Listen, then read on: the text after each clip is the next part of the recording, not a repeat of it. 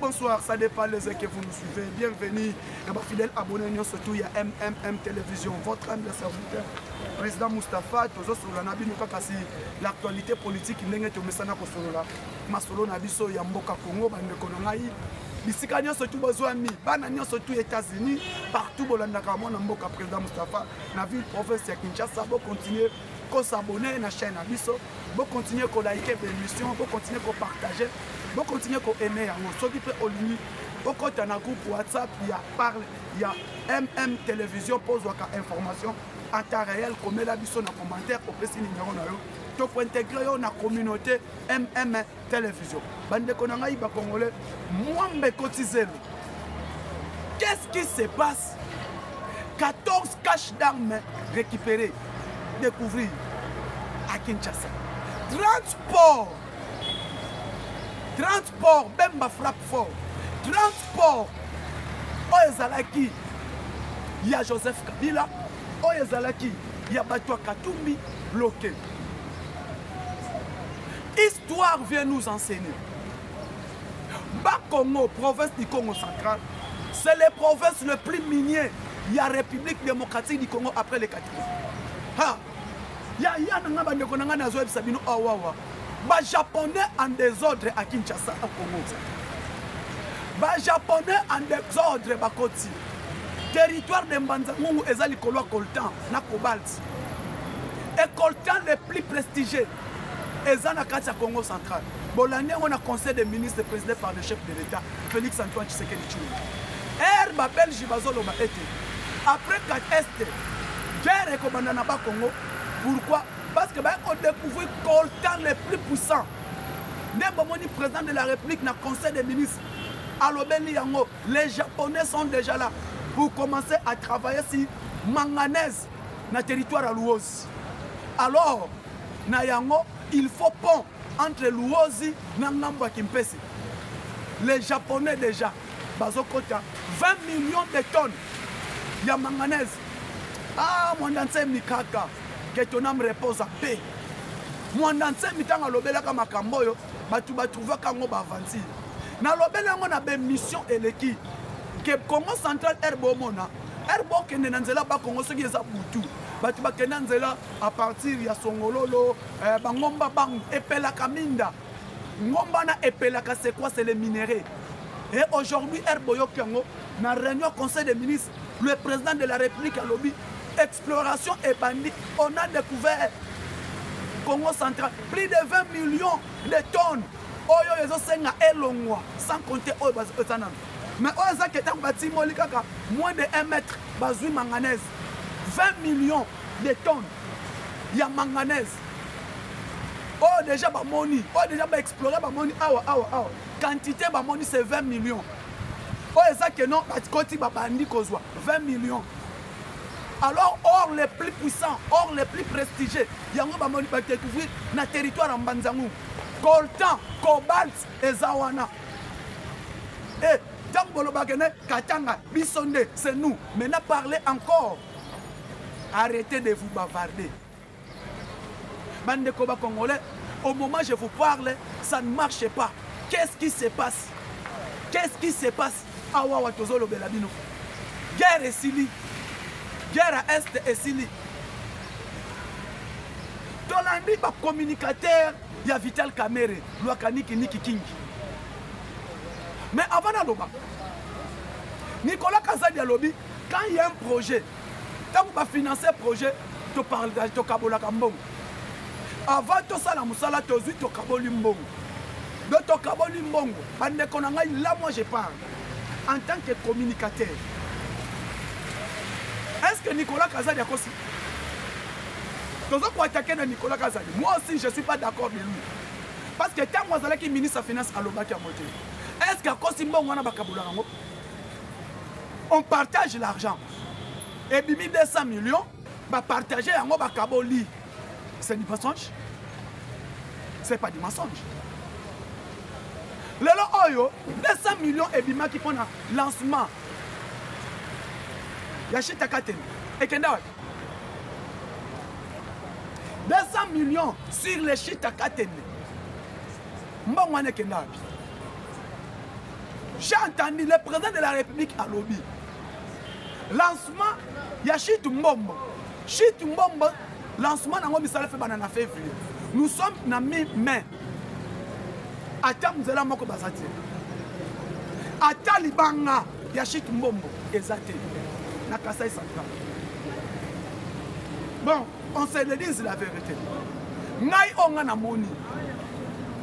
Les provinces de Kasai Central, les provinces eux ont oublié. Les Kasai Central, comme Manata c'est à l'oublier. 100 km, nous allons à Kananga Kalambambouche. Mbongo Bimaki, demandez le ministre des Infrastructures où se trouve le travail. Le matériel, il y a Chita Kateni. Misusu se vendre na babalaba, misusu se vendre na bazamba, misusu te habite ke na wapi, tout conseil misusu se bunga. Au moment où je vous parle, on va débuter la modernisation et réhabilitation de Chit Mbombo, Chita Katende. Chita Katende, on est où? Parlons un peu du Chit de Katende. Parce que le chef de l'État, le Biba Banda, travaux, il y a Chit Mbombo. Et maintenant, où en sommes-nous avec Chita Katende? Il faut pas qu'il 24 mois fait 6 ans. Jusqu'à présent, aucun matériel est commun à Chita Katende. C'est la raison, réunion pour modernisation, pour en finir le Chita Katende. Tu l'as dit, un bon discours du ministre des Finances concernant le Chita Katende. Est-ce que pour évaluation, il y a un projet Chita Katende? Parce que ça, il y a un bureau climatisé, il y a un veste dans le centre financier. Pour parler de Chita Katende. Parce que ça, la réunion concernant les travaux de Chita Katende dans le centre financier avec des vestes, des cravates et des chaussures. Donc, Chita Katende, il faut que nous évaluions na Kananga. Parce que Chita Katende est na Kananga. Les autres là, ils n'ont même pas connu Kananga. Comment on a Chita Katende? Ils ne savent même pas comment évoluent les travaux de Chita Katende. Mais Bafandi, ils ont la réunion pour parler de Chita Katende dans le centre financier. Oh, c'est dans 24 mois. Dans 24 mois. 2022, on a financé des moyens concernant Chita Katende. Où en sommes-nous? Raison pour laquelle j'ai dit, quand Nicolas Kazadi parle de Tokabola Kambongo, on partageait ça. Et le lot, on l'a dit. Comment Nanga défend Nicolas Kazadi? Ah, Nzambe. Nanga a commis avocat à Nicolas Kazadi. Tant Nanga on a voyé biso. Et on a battu Moussous Bazana biso bana kata gouvernement Tshisekedi. Et on a battu Moussous bana institution Tshisekedi. Mais ils sont avec nous. Ils ne sont pas avec Tshisekedi. Ils sont avec nous. Boboya Kiango. Et maintenant Nanga. Moutazo défendre Nanga. Moutazo défendre Nicolas Kazadi. C'est Corneille Nanga. On a coaché la vie de l'émission pendant sa campagne à Batou M23. Moutouno soit l'ami. Et on a battu téléphone à Batoutou. Et on a battu téléphone à Batoutou. Nanga a commis avocat. Il y a Nicolas Kazadi. Nanga défend Nicolas Kazadi. Et Nanga lobby, Nazalakana Nicolas Kazadi. Nicolas Kazadi est avec nous. Nanga a kebisa biso ototake Nicolas Kazadi. Hein? Mes frères congolais, allez-y comprendre. 200 millions. Et bima pour Chita Katende. Où en sommes-nous? À part Wana, le président de la République n'a Kasai Central en janvier. Alors, concernant le Chit Mbombo, depuis à travaux en février, jusqu'à aujourd'hui, il les bandits. L'entourage du chef. Il y a un moment dans le lobby, Nicolas Kazadi a le baki Bakabo, la Kambongo. Il y a un moment, on peut se dire. Tout le vérité par rapport. Projet Ekoti, Tokabo Limbongo. Après, Moutuna Moutaka Luka défend, Akeluka Nengeni à Kolomé. Mais projet Koti, Tozumbongo Tokaboli. Hier, Kabila nous a parlé qu'il manquait 15 personnes. Oh, il y a un entourage pour Assalam Salam. Mais aujourd'hui, qu'est-ce que Tshisekedi va dire après? J'ai manqué qui? J'ai manqué qui? Si j'avais 15 collaborateurs, Narina Tonga Congo, Tolingiti Elokwana et Yana Félix Tshisekedi. Félix Tshisekedi, j'ai manqué de collaborateurs. Pendant que tu l'as dit, Nicolas Kazadi a lobby, quand il y a un projet tokaboli mbongo. Après, mutu na mutu ko défendre na ndenge ndenge kolobela. Et lelo Kamere a ebisi biso a participé à la réunion de l'Assemblée planétaire, l'Assemblée nationale concernant l'Ouganda. Mais Ouganda, je pense que les gens ont eu l'information, ce qui se dit dans l'Ouganda. Bande Kolanga iba Congolais, ça fait mal. Aujourd'hui, nous avons regretté concernant Makambo Monsieur Zolé. J'ai dit, réunion au Esalemi na Ouganda. Nanga était là. Joseph Kabila était là. Museveni était là. Tout consort là. Mais moi, je ne suis pas d'accord. Pendant que l'Ouganda n'est pas avec nous. L'Ouganda n'est pas avec nous. Mais à tout moment, première fois, président de l'Assemblée nationale a tinda qui délégation. Et kenda qui wapi na Ouganda. Bake sola wapi na Ouganda. Délégation, c'est là qui est conduite par le député national, Lambert Mende. Deuxième fois, président de l'Assemblée nationale a Keyemo. Je me pose cette question. Quand le président de l'Assemblée nationale part à l'Ouganda, à quel sololana ba Museveni, mais tu as dit que non Ouganda et Azana bisoté. Faut que la clair Ouganda Azana bisoté. Ouganda atikala kozalana biso ata mukondo moko. L'Ouganda baza toujours na Rwanda, ba toujours na banani, na ba Kenya tout consort là. Là c'est les plaires blocs. Mais Awawa, président de l'Assemblée nationale a commis dans Ouganda. En plein jour, Toyoki était que Nanga est à l'Ouganda. Kagame Azana Ouganda. Batouebere Bazana Ouganda. On a pour participer à la réunion. J'appelle ça sont des réunions messe noires. Ce sont des réunions où il y a des messe noires. Et au moment où tu as des Congolais, tu as qu'on fuite des informations. Parce que tu as des communicateurs à l'INC. Les communicateurs de l'INC, c'est clair. Kamere a dit que Tshisekedi.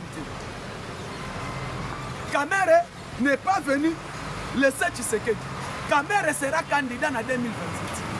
Et Kamere qui va prendre la réplique, les relèves du Congo en 2028. Et bien, le clair, Kamere a développé le Congo.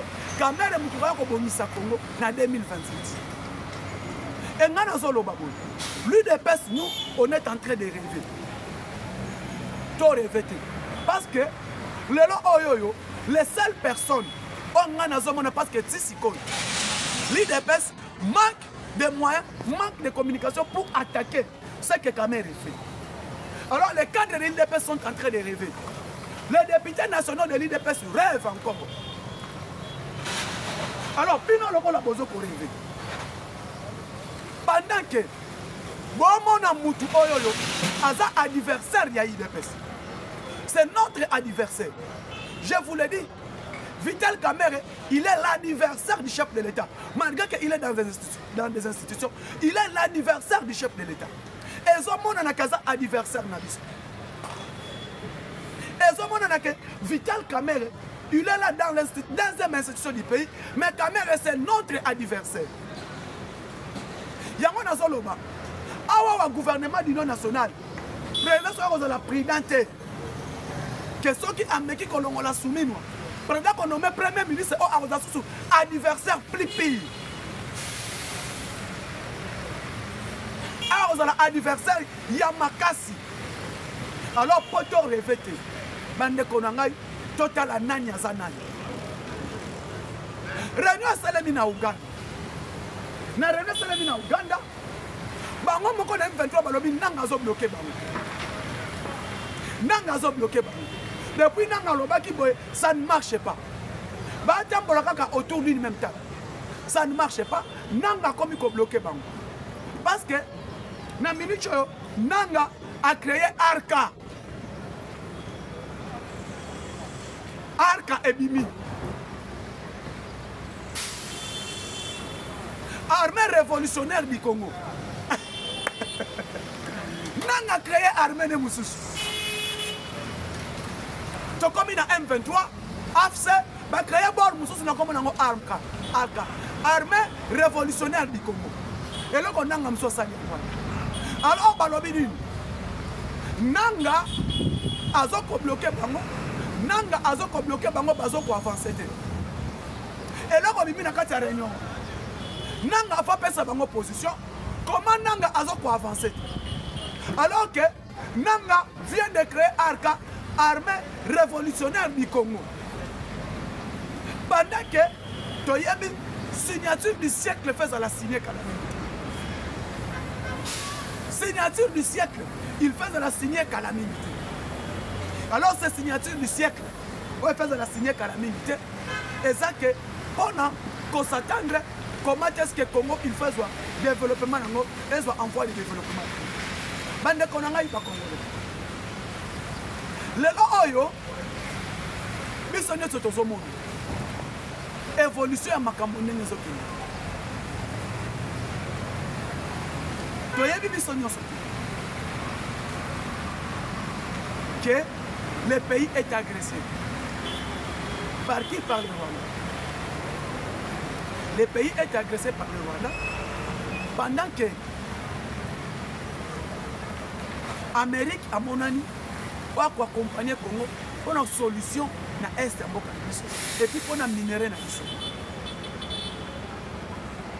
L'Amérique accord du siècle oyo kozala signé entre les États-Unis d'Amérique et la République démocratique du Congo. Oyo comité préparatoire ba banda makambo na bango du 15. Bande konanga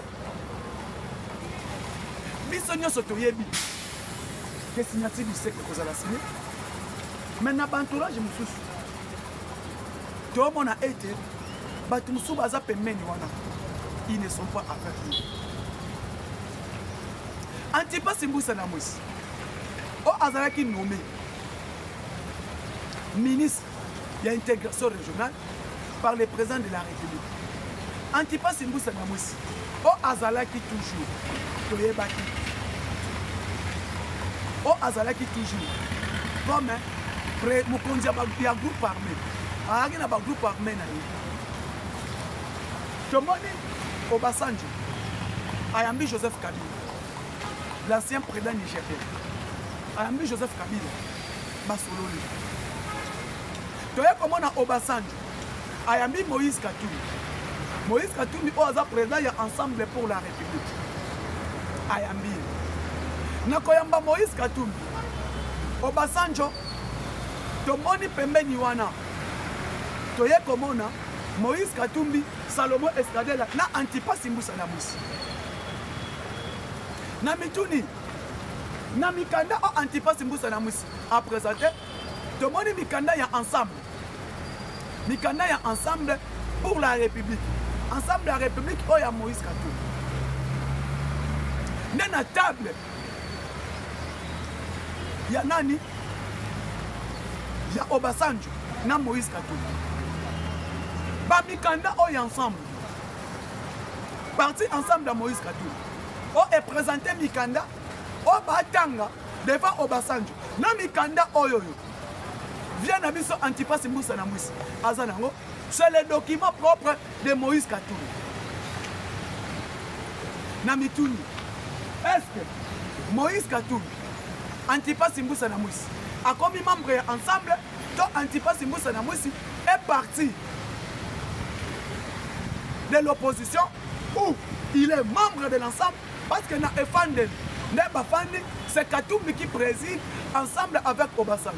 Mais je me demande, qu'est-ce que Antipas Mbusa Namwisi est allé faire là-bas avec les documents de Moïse Katumbi devant Obasanjo. Obasanjo que je connais, qui était le facilitateur. Il y a accord à M23 en 2009-2013. Et le lot, Mbusa Namwisi, oyoyo, nayebiye, des candidats, à part candidat, Mbusa Namwisi, otoyebi.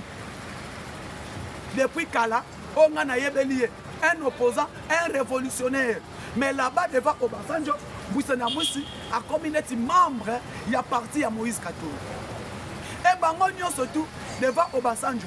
Ba kende ko sala nini, bazo kende ko luka nini. Ba kende ko sala nini, bazo kende ko luka nini. Tangu ngana lobaki ete, côté ka Congo bateka ngo bakebele. Parce que les pays oyo, toyebaka accord à M23, toyebaka lancement à M23, tout mon niveau Obasanjo ayebisaka. Novier, Raymond Chibanda ayebisa éclair. Accord oyo, et loko bozo sala, et ko créer un problème même pas le loté même lobby. Et le lot, bande konangai ba congolais, tomoni Moïse Katumbi na Obasanjo. Tomoni Joseph Kabila na Obasanjo. Alors bango nyo surtout bazwa mbongo pa Obasanjo. Qu'est-ce qui se passe? Basa la bloc moko to front moko, basa la face na Félix Tshisekedi ou comment? Parce que koto Kamere ake na Uganda. Et là Kamere ake ça na Uganda, si les Congolais ne savent même pas. Il y a des Congolais qui rêvent. Côté kuna ya Uganda, nanga asali armée révolutionnaire du Congo. Pendant que AFC eza ya nanga, toyebaki AFC c'est nanga, toyebaki M23 c'est nanga et Kabila et Kagame. Mais qu'est-ce qui se passe? Nanga a lancé l'armée révolutionnaire du Congo. Cette armée révolutionnaire du Congo est Zanine qui veut faire face encore à qui? Et pendant que certains collaborateurs du chef de l'État d'Europe, IDPS, les députés qui sont majoritaires au Parlement, continuent à rêver. Bozoko rêve. Affaire Oyo. Il y a président coup constitutionnel. On va télémélier. On président coup constitutionnel à Sengi. Il faut arrêter Matata. Koto Kamere à Boyi. À Boyi. Nalani Maloba Bato INC. Balobi clair. Vital Kamere, il est l'adversaire du chef de l'État parce que Kamere a côté comme une politique. 2028, c'est Kamere qui va diriger le pays. Et côté Yobozo Mona été Kamere a participé à la réunion dans Ouganda. Côté Kuna Bomoni, Moïse Katumbi, Antipas Moussa Namoussi, Salomon Escadela, Bazana vacances parlementaires. Mais Salomon Escadela qui est le sénateur devant Obasanjo. Bomoni Kamere, Bomoni Koto, Kabila, Bayambié par Obasanjo. Bozoko rêve IDPS. Soit présent, pouvoir vous dire qu'on dans l'ONG Tony. Et ma province du Kasaï central, ma province, moi je suis d'Ndemba. Et oubliez, je vous dis, Kasaï central, Bobo Sani Yango. Nous d'Ndemba dans ma territoire, Ata et l'eau comment on se le dit. On se le dit la vérité. Ma province du Kasaï central est quand même oubliée. Président Félix Tshisekedi a créé la province de Kasaï central. Alors, si nous sommes Chita Mbombo, Bazo Salayango, février, si Koyo, attend Libanga na Mbombo Zati. Kananga Kalambambouche, Balobi Boéclair, oh non, mais ça les aussi là dans quelques mois. 2022, Balobi dit que dans 24 mois, Chita Katen des aussi là. 200 millions Bakabola. Tout le président Stani. Est-ce que Nicolas Kazadi a construit son nom Kabolombo? Tout ça l'analyse. Nicolas Kazadi a dit projet sur le côté Makabola Rambo. Makabola Rambo, quelques ministres, membres, il y a projet. Si quoi, Boya Bissangaï, Boya Bissabiso Lelo. Chez nous, au Kasaï central. C'est ce que Fatih sera commis de l'eau pour compagnie. Chez Tambombo, président Lobaki n'a janvier na main. Pas pour ça, exact. Quand on a Kalambambouche, si les lots, Gisaro a Bissabiso. Où en sommes-nous avec cette route? Nathalie Kouloutou n'a HK, qui est de Louisa. Qui est de Louisa. À Tamboliango à 100 km. À Léli, Mata Moussale Salimité. Combien de fois nous avons Kalambambouche? Je t'ai où en sommes-nous? Ministre de l'énergie. Moi, expliquez ça. Et moi aussi, je mal la moitié de la Banque mondiale. Moi, je Bakabola. Tu as Nicolas Kazadi à l'Obaki, Bakabola Rambam. Et tout le monde réunion, il y a relancement à Chita Katen, dans un centre financier. Les gens portent des cravates et tout comme ça. On parle de Kanangaka, de Chita Katen. Pendant que beaucoup ma place, ils sont les arts. Bon, mon matériel, ni des awana. Je suis d'Ndemba. Ma province, Kasaï central. Les arts. Babo Sana. Rien n'est fait dans Kasaï central. Bon, le Belabissoni. Ah, oui, province, la province les plus miniers. Naachela bino vidéo ya conseil des ministres. Na groupe na groupe MM télévision. Na communauté. Naachela bino vidéo botala. Na conseil des ministres japonais. Ba quand Japon na conseil des ministres. Aye ko expliquer. Que minéraux boluka na est. Na ba Congo leki est. Kutu ya ba Congo ko timola te. Manganèse na territoire à Luozi. Bazwa 20 millions dans 4 mois babi et qu'on a 20 millions mais basa na pont pour la Luozi. Yami balé ba japonais ba yebi sibino. Bonandi basa l'exploration cobalt les plus stratégiques. Na coltan les plus stratégiques ya moi na territoire à Mwanda. Tout autour ya bang. Batu ba kenda nzela na ba mona nzela on epela kaminga. Boke boye bakate quand mon danseur me parlait que non on partage la RDC. Ba Congo vous ne comprenez pas. Et lelo oyo le président Fatia Lobia n'a pas ça na est Mukongo. Joban Japon mutazui ba Congo. Ba pesi yango bolo basu Tshisekedi ateki Congo central pa ba japonais. Ye mutazui ako exploiter manganèse ba ko raffiner ngo na ba Congo. Or balobi or moko boy ba découvrir kuna na ebité za ndengeni. Ba be leki ba or nyo sur prestige na monde. Nebo moni que Belgique alinga jamais mutu musozo wa Congo central. La Belgique savait. Et les lois, c'est quoi, pour comprendre, moi je plaire, j'ai des regrets que ma province du Kasaï central est à l'oubliette. Bah, érosion, na érosion. Et même chez nous en Boujimaï, pour ma maman Nangaï, dans Boujimaï, il n'est pas ce qui gère. 7 gouverneurs vont changer. Il n'y a rien qui est fait dans Boujimaï. Et là, comment on célèbre? Au 7e gouverneur, bah, où tu es? Moi, je sais pas ça. Bilan, na ba gouverneur, nous sommes tous na terre à Fati na Boujimaï. Gouverneur, nous apporter quelque chose. On a province à développement Boujimaï. Parce que ma mère est de Miabi. Mon père est de Ndemba. Et moi-même, je suis du Congo central. J'ai mes ancêtres là-bas. Et là, on est les Salémi. Si comme c'est soir ba gouverneur na ba gouverneur oya ayibi na ye akei oya ayibi na ye akei oya ayibi na ye akei oya ayibi na ye akei jusqu'à présent en sauf que quelqu'un développement de routes c'est Salemi c'est chez les jeunes avec Félix Tshisekedi et Congo Elenda avec Félix Tshisekedi qu'est-ce que les gouverneurs Kobanda Maweja si on Azali pour ça la analyse qu'est-ce qui s'est fait dans Mbujimaï Maï, passé, courant, passé. 6 ans. Il a fallu que tu serais dans le pouvoir.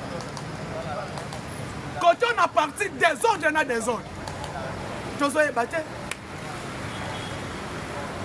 Tozoye batté. Où allons-nous? Mes frères, elle est là. Pendant que maintenant, signature du siècle, on est qu'on a signé un adulte. Batu baliki baba na ko distraire biso. Baba na ko distraire biso. Batu ensemble ba marcher. Batu ensemble ba marcher. Batu ba kutani. Oyo yo koto. Na ebisa kibino l'erreur que l'IDPS a commis de laisser Kamere à la tête de l'Assemblée nationale. Et l'erreur, ceux qui ont rêvé, bonjour opposition sous ce boy. Dès que vous primatisez, si nous rêvons, nous allons rester que là pour plaire. Que l'IDPS a sali des mandats, bah le pouvoir. Alors, ne rêvez pas, mes frères congolais. Réveillons-nous. Lèvons-nous comme un seul homme. Défendons notre patrie. Félix Tshisekedi Lelo, c'est notre espoir. Fachi, c'est notre espoir. Les seuls qui incarnent l'espoir du peuple congolais. Lelo Obande Konangaï, Erna Yoki, Bamakamboyo, et l'équipe na conseil des ministres vendredi, na Fandi na lobby en bon. Tolani ministre culture et art. Elle a fait ça contre Randi à conseil des ministres. Nazo bana tourner un chef de l'État. Mutu moko ta benga nga pesa na mbongo na ye. Oh non, na kosala tourner na mbongo na ye. To kosala tourner biso moko parce que na tourner notre kuta na président Félix Tshisekedi. Ba parlementaire debout ya Zambi. To telema mutu na mutu Luka Tike, Luka Hotel.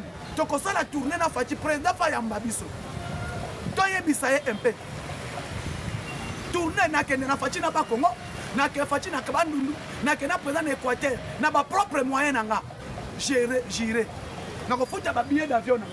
Moutou mon côté parce que là-bas, on va voir président qu'on découvrir ma cambouébélé oyoyo, peut-être président qu'on pourra plaire encore. Et président peut-être va prendre les grandes décisions. Parce que président qui est Équateur, je serai là-bas. Président qui est Bandung, je serai là-bas. Président qui est Congo central, n'en parlons pas, qui est même dans vélo. Non, ça déjà vélo. Parce que c'est grave. Parce que président Yomoko Tambola on découvrir que ma collaborateur na yo ba kosaka yo. Jusqu'à présent PDL 145 territoires. Première phase tout le monde. Mais Kasaï central, PDL 145 territoires. Tous les langues phase sur les routes. Corrélier territoire en territoire. Secteur en secteur. Nous avons fait ça développement. Côté pour nous, on a battu la messe noire na Ouganda. Parce que j'appelle ça messe noire. On va salir na Ouganda. Devant Museveni. Museveni qui est notre adversaire, le président de l'Assemblée nationale prend l'argent du pays à foutre billet d'avion à Kepa Museveni. Baké Sololanine, Esti Sikoyo. Toyoki na réunion, on a eu participation à Joseph Kabila. Toyoki na réunion, on a eu participation à Corneille Nangaa. C'est là où il y a marteau d'incline. Elle réunion, on a ébimi Tolandi, Nanga est pour ça la communiquer. Oya Koloba Ekekeno, Nanga Nicolas Kazadi, Azana Moutunabango. Mais tout le monde dit que réunion depuis IDPS, Nicolas Kazadi c'est mais il part. Mais Nanga Lobby, vidéo ya Nanga Tozo Nango Bisonyo surtout. Et quand Nanga parlait, on rêvait, on prenait ça des aventures. Et aujourd'hui, qu'est-ce que nous allons dire encore? Donc, au moins, on va détourner 5 millions. 10 millions, les communicateurs vont payer 5 000 $, l'obel abisso. Nous avons payé à Ibi plus de 200 millions. Hein, Bandeko? Batiko nanga ya IDPS. Lèvons-nous. Dotez-les. Ce n'est pas le moment où il y a ça la sous-bavantie. L'air est grave et l'air a sonné. Et le chef de l'État, il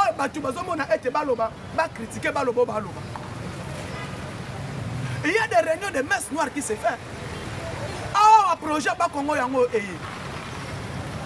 Il y a manganèse, il y a cobalt, il y a lithium, il y a or, il y a coltan. Dans le Congo central. Alors, comme on n'a jamais, les notables, les chefs du Congo central, pas s'engager dans un groupe armé. Pourquoi il y a minerai là-bas? Baboya. Et nos frères du Kasaï, de Dekif, lèvez-vous. Boyoki nanga makambo alobi. Boyoki nanga o alobi.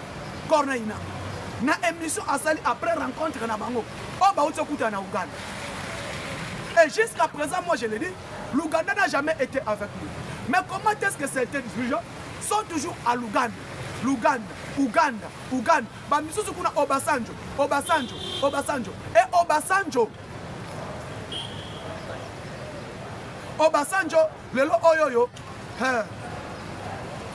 Ako yem sabino oyo yem sabino liboswa. Que accord bosnien M23 créé nos problèmes. Et le lo comment que Lukaye. Quand il a dit cet accord va vous créer des problèmes, les gens n'ont pas compris. Et ben de konangai, Mouto Bopesa qui ministre économique, incapable de relever l'économie. Qu'est-ce que vous attendez de lui à l'Assemblée nationale? Qu'est-ce que vous attendez de lui à l'Assemblée nationale? Il nous a dit ici, je connais l'économie, je suis professeur, docteur en économie de développement. On lui donne le ministère de l'économie. Économie est mêlée. Aujourd'hui, nous avons un professeur qui enseigne les cours de l'économie au professeur de l'économie. Daniel Moukoko Samba. Excellence Daniel Moukoko Samba. Ministre FEPEM de l'économie nationale. Azui économie en Mboka Oil. Avec Daniel Moukoko Samba. À coût de carburant, litre na pompe 3400 francs. Daniel Moukoko Samba est arrivé, litre à carburant na pompe 2999. Aujourd'hui, Daniel Moukoko Samba, ministre de l'économie nationale. Excellence Daniel Moukoko Samba. Stabilité à cadre macroéconomique est là. Avec Daniel Moukoko Samba. Stabilité à cadre macroéconomique. Avec Daniel Moukoko Samba. Stabilité à taux d'échange. Avec Daniel Moukoko Samba. PIB à Congo est stable. Avec Daniel Moukoko Samba. Litre à carburant na pompe Kita. C'est lui qui est le ministre de l'économie nationale. Daniel Moukoko Samba, boyoka soute les produits de première nécessité et mata chaque jour. Non, il y a la stabilité maintenant.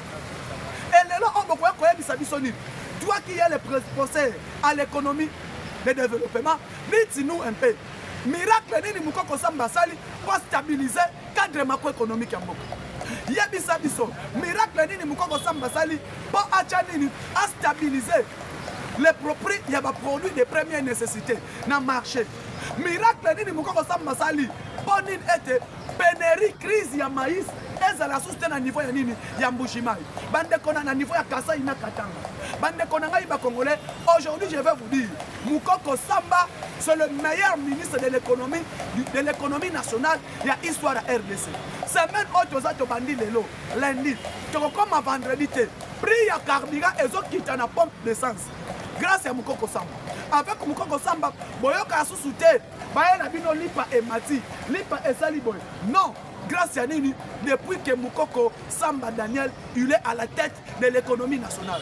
Bande Konangai, le long d'Io Oyo, le ministre de l'économie nationale, Daniel Mukoko Samba, tout le monde était avancé et Zambakasi. Yango moni, nazomi sa bande Konangai, bande Boka, tu continues à soutenir. Quel Dio, bande Ko.